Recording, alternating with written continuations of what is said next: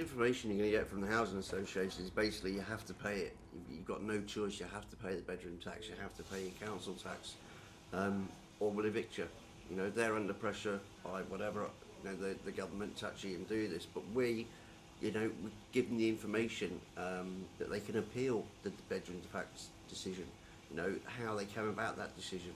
Some people, they haven't got 3 bedrooms, they've got 2 bedrooms and a box room. So knowing that they can actually then use that as a challenge, as an appeal against the bedroom tax, without the housing association wouldn't tell them that. Things like that, the DHP, discretionary housing payments. Housing associations haven't been telling people that they can actually claim.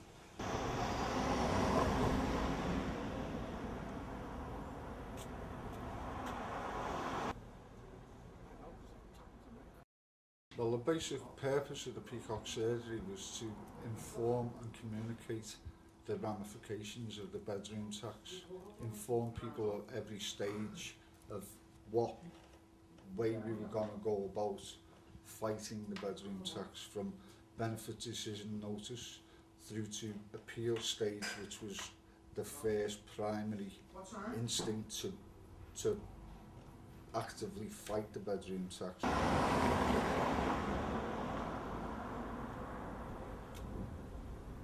You have all sorts of people for everyday walk of life. You've got people for single parents, working people that come here just for advice as well. Pensioners, because they're scared. They think that, you know, they're not sure whether they're actually going to have to pay the bedroom tax. You know, but even though they're on pension, they're still not been informed. Nobody really knows anything because the media haven't really said anything. So, but there's single parents, like there's single dads that only see the kids, so they don't know if they've got to pay it for, you know, having a bedroom in the house. Most of the affected people are working people. That is not understood. The majority of working people are on either basic hour, 0-hour contracts, or minimum wage as well. Mark, Yeah. this is Al. He wants to talk about the bedroom tax, and I said that maybe you could help him. Yeah, no problem. You got a problem with the bedroom tax?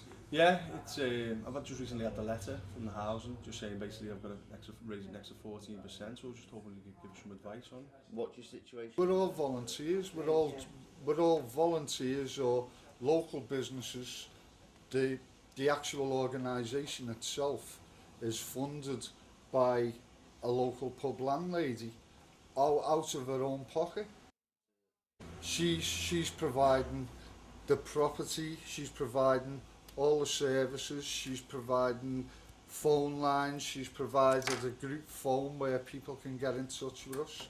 You know, it's local businessmen and local businesswomen are actively seeing the impact that it's having on the local economy. I think the figures for Sefton was £7 million will be taken out of Sefton's economy. Some people I know are affected by the bedroom tax. Contrary to popular belief, it's not just the unemployed. It's the minimum wage people who are affected. They're the majority who are affected. I also grew up in a council house, and everybody thinks your council house is a home for life, but not anymore. I think if you were reading this in a book, you'd find it a bit too far-fetched that people would be taxed on the bedroom. I can't believe it. Also, it's taking something like £12 million out of the local economy, and that's going to impact every business that's already struggling in a struggling economy now. Yeah, so she lives with her mum. Yeah, that's it, yeah. Okay. What you need to do, have you put an appeal in to the housing associations and the council, appealing the decision to say that you have a spare bedroom?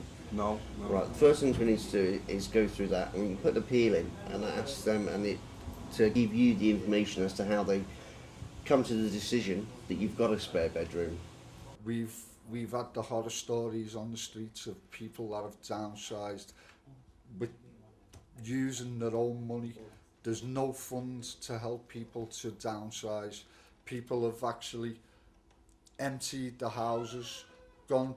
There's one woman affected who's gone to the local tip 7 times to get rid of surplus furniture that she can't use in the new property that she's downsized to. And then when she has downsized to the property, she hasn't had the time to pick a carpet up and take it to the local tip because she's done it 7 times. And now she's got a bill from the housing association to get rid of it. Also, do you know the size of the bedroom?